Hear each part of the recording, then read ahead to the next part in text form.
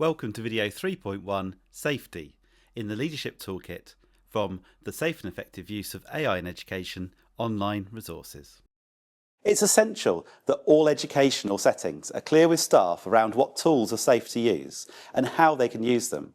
Carefully selecting AI tools for your setting will help to ensure the safety of your school or college community. The integration of AI into education presents both transformative opportunities and significant challenges. This section will delve into the key issues that must be considered when planning for the safe and effective use of AI in schools and colleges. From understanding the inherent limitations of AI, such as the generation of inaccuracies and the potential for bias, to navigating the complexities of data protection, intellectual property rights and safeguarding responsibilities, this overview will highlight the critical factors that educational leaders must address to harness the benefits of AI whilst mitigating potential risks. In this section, we will look at the following considerations. Firstly, limitations of AI systems. Secondly, data and intellectual property considerations. Then safeguarding. Then selecting tools safely. Then enterprise tools. And finally, curriculum and skills to support safe use. Section 1, limitations of AI systems. As the Staff Toolkit explains, there are certain issues inherent in AI systems that must be considered when planning for the safe and effective use of AI. We know that AI can be inaccurate due to hallucinations. Hallucinations are inaccuracies in an otherwise factual output. For example, the AI system might give you a fake fact, a made-up quote, or an answer that sounds right but isn't. It doesn't do this on purpose. It doesn't have any intention and it can't think. It just guesses based on patterns in the data that it's been trained on. That's why it's important to always have a human in the loop to double-check the output from AI systems. We also know that AI systems can sometimes show bias. This can be because there was bias in the data that it was trained on, or because the developer, intentionally or unintentionally, introduced bias or censorship into the model. This again highlights the importance of a critical mindset when using AI, and we need to consider how the whole school community can develop these important critical thinking skills. We're still learning exactly how AI can best support student learning, but there's one principle educators need to keep front of mind. If AI allows students to skip over the hard work of learning, it can harm their progress. This is reflected in findings from research in this area, and also from cognitive neuroscience about how the brain builds lasting knowledge. Learning happens when students engage in what researchers call desirable difficulties. These are tasks that require genuine mental effort and struggle. When a student wrestles with recalling information from memory, works through a complex problem step by step, or explains a concept in their own words, their brain is actively encoding and consolidating that knowledge into long-term memory. Many researchers have likened it to building a muscle. The resistance is what makes you stronger. The same principle applies to learning.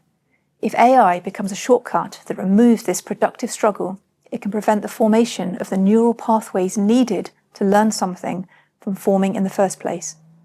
For example, if a student asks AI to summarize a text they haven't actually read, or to solve a multi-step physics problem without working through it themselves, they're bypassing the exact cognitive processes that would help them learn. The AI might give them the answer, but the student hasn't done the thinking that creates genuine understanding. This is why we need to be thoughtful about when and how AI is used in learning contexts and follow the Department for Education's AI product safety standards, especially if we're planning to use an AI tool with students. Section 2, Data and Intellectual Property. Data protection is of paramount importance when introducing AI into a school or college, as is the need to safeguard intellectual property or IP. It is important to have a clear understanding of the risks and ensure that staff are able to distinguish between IP and data protection. IP covers a broad range of creative and original works, including text, images, music and code. Before using AI to generate or manipulate content based on someone else's work, such as using an AI-based application for marking or feedback on a student's work, permission must be obtained from the rights holder. This distinction is crucial because an individual's work may be protected under intellectual property laws even if it doesn't contain personal data. To protect data and intellectual property, we should be certain that the AI system being used doesn't train on the work that we enter as prompts or upload to the system. In the case of student or pupil work, we'd be infringing their intellectual property rights if, for example, we were to enter their work without their permission into an AI system for marking or feedback, which then use their work to train the AI model. There is also the risk of secondary copyright infringement, which could happen if AI products are trained on unlicensed materials and the outputs are then used in educational settings or published more widely. Examples of this may include publishing a policy that's been created by an AI tool that used input taken from another school or college's policy without that setting's permission. Using an image on a website that's been created by an AI tool using input taken from the copyright holder without their permission. Good data protection practices are also essential. Under UK General Data Protection Regulations, or UK GDPR, if you're processing personal data, information that identifies an individual, such as pupil names, assessments, or work that contains identifiable details, you must have a lawful basis. Your lawful basis will depend on why you are processing the data and must be determined by your specific circumstances, but must be one of the following. Consent.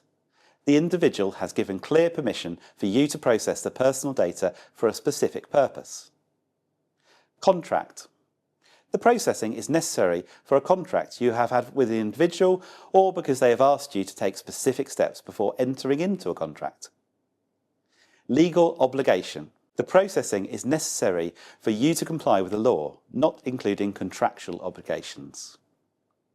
Vital interests. The processing is necessary to protect someone's life. Public task. The processing is necessary for you to perform a task in the public interest or for your official functions, and the task or function has a clear basis in law. Legitimate interests. The processing is necessary for your legitimate interests or the legitimate interests of a third party, unless there's a good reason to protect the individual's personal data which overrides those interests. This basis cannot be used for public authorities for processing done in the performance of their official tasks. Before using an AI tool that processes personal data, you must ensure it complies with UK GDPR. Staff could be breaching data protection laws. This is why it is so important to understand how the AI tool processes the data you introduce into it and, based on that knowledge, create an approved list of tools for your setting.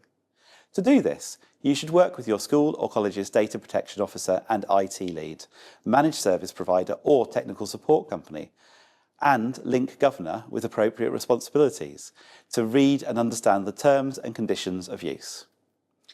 Phrases such as "not reviewed by anyone," or "data is not used to train the artificial intelligence model or shared with other users," or "activity isn't used for model improvements," or "prompts are not reviewed by humans," all suggest that data will be safer.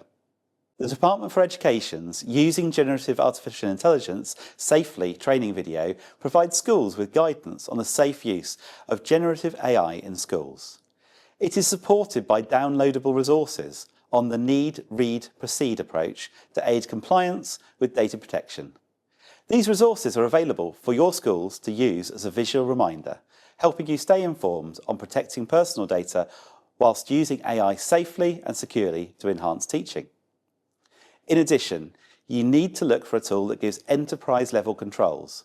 For example, you could check if your organisation can suspend activity and monitor use, which may be provided as part of the AI tool or through your filtering and monitoring systems. There are additional safeguards needed if you were to provide an AI tool to students. Most free tools with personal accounts don't provide these protections, which is why it's important to provide a list of any approved AI tools in your setting that have been assessed and which the organisation has control over. In all cases, it's important that use of any intellectual property is consented to by the copyright owner and, in the case of students under 18, a parent or guardian permission would need to be sought on behalf of the pupil or student. Subsection 3. Safeguarding. Any access to AI for students or pupils needs to be carefully planned, bearing in mind the Department for Education's policy position on use of AI and its product safety requirements. You'll also need to ensure that you use it in line with Keeping Children Safe in Education guidance. Most freely available tools will not be suitable for student use, as they will not have the appropriate safeguards in place, and the AI tool or model may learn on the prompts and the information that's been input into them. It's important to understand and enforce the minimum age requirements of these tools and consider how their responsible use can be supported. There's a lot we still need to know about the impact of AI use on young people, and evidence is still developing. There are potential safeguarding risks as well as the danger of over-reliance and deeper learning being bypassed. Many AI systems will simply provide an answer rather than explaining the process, and so they don't contribute to the learning process. We'll be focusing mostly on teacher use in these toolkits. Safeguarding is everyone's responsibility and should be the top priority when deciding whether and how to use generative AI in an educational setting. Leaders can work together to understand emerging safeguarding risks related to AI in order to take action to protect the students in their care. To facilitate the safe, responsible and effective use of generative AI, leaders and staff should remember the online world often mirrors or amplifies behaviour issues seen offline. Child protection, including online safety policies and behaviour policies, should be updated to reflect the rapidly changing risks from AI use. You can learn more about this in Module 3 of the Staff Toolkit. To reduce risks and encourage responsible AI use, consider the following. Understand the limitations. AI isn't perfect and outputs may be harmful, inaccurate, outdated, biased or offensive. Human involvement and quality assurance is essential. You need to be sure as a leader when promoting any use that the potential outweighs the risks. Apply the basics, reinforce existing online safety education, keeping data secure, protect personal information when using AI tools, and be aware of data protection settings. Follow legal guidance such as the Data Protection Act and UK GDPR. Stay vigilant. Be aware of the realistic nature of AI-generated content and the potential for scams. To use AI systems safely and effectively, schools and colleges should comply with age restrictions, ensuring that any access to AI systems is only given in line with the age restrictions with that AI tool, seeking parental consent before granting access where necessary. The increasing accessibility of AI image generation tools presents new challenges that schools and colleges must prepare for, and there are some things that we can do to support this. Proactive measures are essential to minimise potential harm, such as initiatives to educate students, staff and parents about the risks of online image manipulation and the dangers of AI-generated images. You need to conduct regular training for staff on identifying and responding to online risks, including AI-generated sexual extortion. Government guidance for frontline staff on how to respond to incidents where nudes and semi-nudes have been shared also applies to incidents where sexualised deepfakes, these are computer-generated images, have been created and shared. The online world is constantly evolving, so training should be recurring to address emerging threats and should be delivered alongside your statutory regular safeguarding training for staff. The Keeping Children Safe in Education guidance highlights the importance of online safety as a core safeguarding responsibility for schools and colleges. It emphasises that staff must be trained to recognise risks such as cyberbullying, inappropriate content, online radicalisation and child exploitation. Schools should have clear policies on filtering and monitoring internet use while educating pupils on digital literacy, online behaviour and recognising misinformation. Leadership teams must ensure a robust approach to safeguarding children in an increasingly digital world, integrating online safety into the wider curriculum and staff training. Schools should have a clear policy on photographs that must be read in conjunction with other policies such as data protection, safeguarding and child protection. This is particularly important as some students opt out of their images being shared publicly. This may be in cases where the student is subject to a court order, is in care or at risk of abuse. School leaders must ensure use of photos is responsible, allowing them to achieve their objectives whilst respecting the privacy of students. Photos that identify individual children are regarded as personal data. Therefore, schools must ensure there's a clear, lawful basis before using or publishing them. To determine the most appropriate lawful basis, schools will need to think carefully about the reasons why they're using photos. For example, schools may use students' photos for identification purposes or for promotional or marketing purposes. For transparency, you must have clear privacy notices detailing how student images will be used, where they will be published and for how long. Where consent is your lawful basis, you must keep evidence of consent forms and provide easy and accessible means for parents and students to withdraw consent for the image sharing.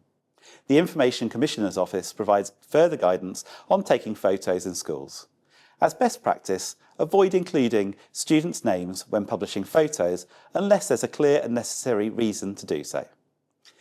In the unfortunate event of an online extortion incident, you must follow your school or college's safeguarding processes, and in the case of criminal activity, this must be reported to the police. If the extortion is with a school, you may need to report it to your risk protection arrangement or insurance company. Report any indecent images to the Internet Watch Foundation. The National Crime Agency's CEOP Safety Centre provides a reporting route for under 18s to report online sexual abuse and grooming directly to NCA Child Protection Advisors. In line with Keeping Children Safe in Education guidance, schools and colleges should consider carrying out an annual review of their approach to online safety, supported by an annual risk assessment that considers and reflects the risks students face.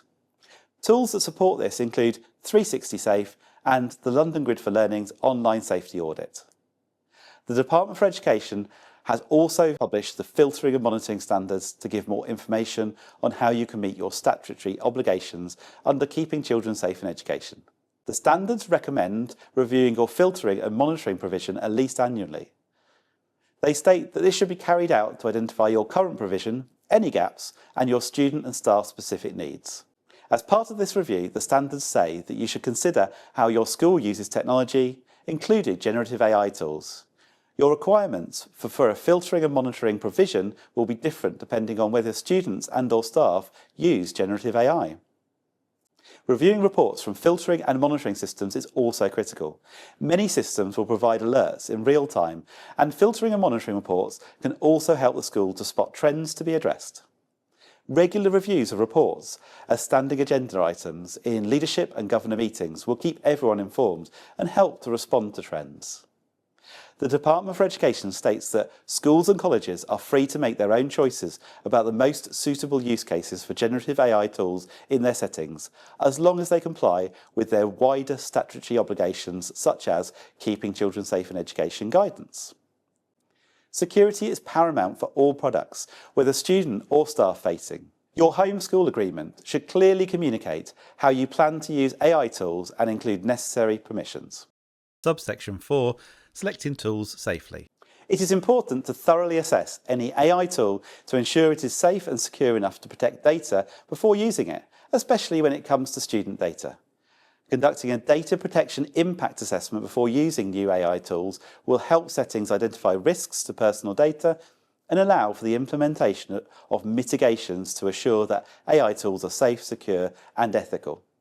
There are many products available for schools and colleges, and it's important to ask some questions such as, does the tool solve an identified problem, such as teacher workload? Is there any evidence that the tool has been effective in other education establishments? Is the tool secure? Does it meet UK GDPR requirements? And does it safeguard against the loss of student data or intellectual property? Does the cost of the tool represent value for money? It's also important to check that any tool meets the generative AI product safety standards from the Department for Education. One important area covered in this guidance is filtering and monitoring. We also need to be particularly careful of any app or online tool that supports pupils or students directly with mental health issues, as there are many risks associated with this, including disclosures or patterns of behaviour not being identified. Any app or online tool offering mental health related interventions must be regulated by the Medicines and Healthcare Products Regulatory Authority. Transparency and human oversight are essential to ensure AI systems assist but do not replace human decision makers. AI systems could analyse large datasets of school or college information to identify patterns and trends and inform strategic decisions regarding pastoral care. For example, anonymised behaviour marks can be analysed to reveal trends and areas where support is most needed. However, it's essential that no decision that could adversely impact a student outcome is based purely on AI, without human review and oversight. For example, generating a student's final mark or declining their admission based on an AI-generated decision. Leaders can use AI platforms to interrogate their organisation's data in plain English, removing the barrier of needing expertise in spreadsheet manipulation or data analysis. AI tools can help to highlight students or pupils who may need additional support by identifying patterns in attendance, behaviour or academic performance. This allows for proactive intervention and support, preventing issues from escalating. Another key consideration is cost. When evaluating a tool, evaluate the cost effectiveness of it and consider how this may be sustainable. Some providers offer educational tools in their enterprise-grade suites at low cost or for free. Their safety for use in your setting always needs to be paramount. Before implementing any AI tool, it's important to consider factors such as inclusivity, accessibility, cost effectiveness, and compliance with school privacy and security policies. A key consideration is whether its output has a clear positive impact on staff workload and/or the learning environment, and whether it aligns with the vision for digital technologies and the school development planning. Your data protection officer and IT lead can work together with leadership to assess tools by understanding the terms and conditions, including any minimum age requirements. It's important to work with data officers, leadership or management to conduct necessary checks, including a data protection impact assessment. Subsection 5. Enterprise Tools. There are many generative AI tools available. Many of them use standard large language models and are chatbots that you can interact with naturally, whilst others generate slides and resources. An integrated AI agent, such as those found in some productivity suites or integrated into your operating system, can perform tasks and make decisions within the software to help users work more efficiently. Others may offer adaptive testing or insights into data that can help you to target support and interventions. These tools need to have the proper safeguards in place. A freely available tool that staff sign up to on an individual basis won't have the technical safeguards to protect data and intellectual property, and these products are unlikely to meet product safety expectations. In evaluating approved tools for your organisation, you might explore what is available as part of your organisation's existing productivity suite, or look to procure suitable tools that have appropriate safeguards in place. These tools are likely to be known as enterprise tools. So, what is an enterprise tool? In the context of AI applications for schools and colleges, enterprise tools are professionally developed AI platforms or software designed for use across a whole organisation, such as a school, college or trust. They might be provided as part of a suite of educational tools, sometimes called a workspace or productivity suite. They offer more control, security and support than consumer versions of AI tools. For example, an enterprise tool might allow leaders to manage how staff use AI, set permissions and safety controls, ensure data protection and compliance with policies, access training and technical support. Using enterprise tools can help schools adapt AI in a safer, more consistent and scalable way. There are other tools that will be useful and appropriate also that you may well consider as part of your school or college planning. Whilst we've explored many of the risks already around AI, it's important to approach the topic thoughtfully and ensure AI is used appropriately. We recommend that all leaders engage with Module 3 of the Staff Toolkit to gain a deeper understanding of the risks. Leaders need to understand the capabilities and limitations of AI to ensure everyone can enjoy its benefits safely.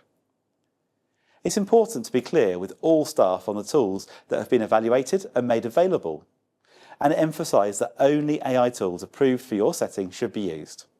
Non-approved tools can be blocked on the school network and devices. You may have a school intranet, learning platform or landing page where you can list links to these approved tools, further adding to clarity. So again, I think it's really important that when you build a bespoke solution, what you're trying to do is address a problem, but you're also able to do it in a safe and effective way. So everything we built was built within our digital tenancy. Everything operated, i.e. within our own secure domain. No data left our site or our servers, essentially. It all stayed within its source base, meaning it was safe and secure in that regard. But also we were able to explore the guardrails and the safeguards we wanted to input. On some of our agents, there's 100% accuracy. So this means if one character is wrong, or if the agent doesn't know the answer is 100% correct, it says that. In others, there are enhanced guardrails, so our large language model for students won't answer questions on sensitive topics like misogyny or pornography. So what we were able to do is when you build your own solution, you can identify the risks or the concerns or the safety features you want built in. And then we were able to build those in to make sure that it was safe, effective, and useful for all stakeholders. Subsection 6. Curriculum and skills to support safe use. In the case of online safety, you should consider your computing and relationships, sex and health education, personal development, and online safety curriculum, and whether it addresses the nuances related to online safety that are introduced by generative AI. You can use newsletters and websites to provide regular updates on AI and online safety guidelines. Workshops for parents can extend the online safety net beyond school or college boundaries. These could cover discussing the key issues around safeguarding and responsible AI use. The Department for Education has produced the guidance Teaching Online Safety in Schools, which should be considered when planning any curriculum around AI. In addition, filtering and monitoring must be in place in line with statutory guidance, keeping children safe in education. In teaching and learning activities, it's important to measure the impact of AI tools being used by educators. Review how effective these tools are for teaching and learning and gather feedback to be able to adjust the approach regularly. Module 4 of the Staff Toolkit explores use cases of generative AI in education and can help you to consider your approaches to using AI in teaching and learning. As generative AI tools become more prevalent, integrating AI literacy and critical thinking into existing lessons and activities should be considered. There are several ways that leaders can ensure that students and pupils develop the skills necessary to navigate an increasingly digital world. If, as teachers, we take a critical thinking approach where we evaluate the output of any AI system carefully, checking for bias, accuracy, and pedagogical alignment, it becomes more likely that the output will be appropriate for its intended use. We can explicitly encourage students to question, analyse, interpret, evaluate, and make judgments about information that they encounter that could be or is generated by AI. This highlights the need for pupils and students to have strong knowledge and the ability to triangulate information from trusted sources. There are opportunities in the classroom and as leaders to model the need to critically evaluate sources of information. As part of your PSHE, personal development, or computing curriculum, you can consider incorporating AI ethics and digital citizenship, creating opportunities for students to discuss the ethical implications of AI, including issues such as bias, privacy, and transparency.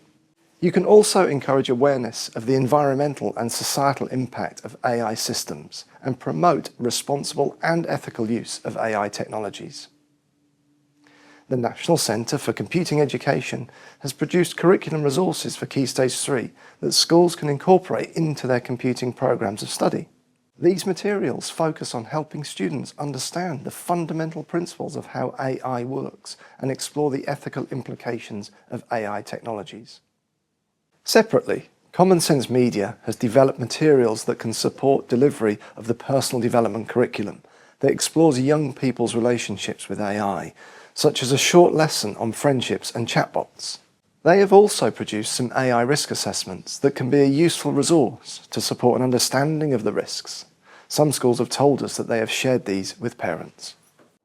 In colleges and schools, you can encourage lecturers and teachers to investigate the career opportunities and impact that AI is having in a wide range of industries and include this with career advice and guidance for students.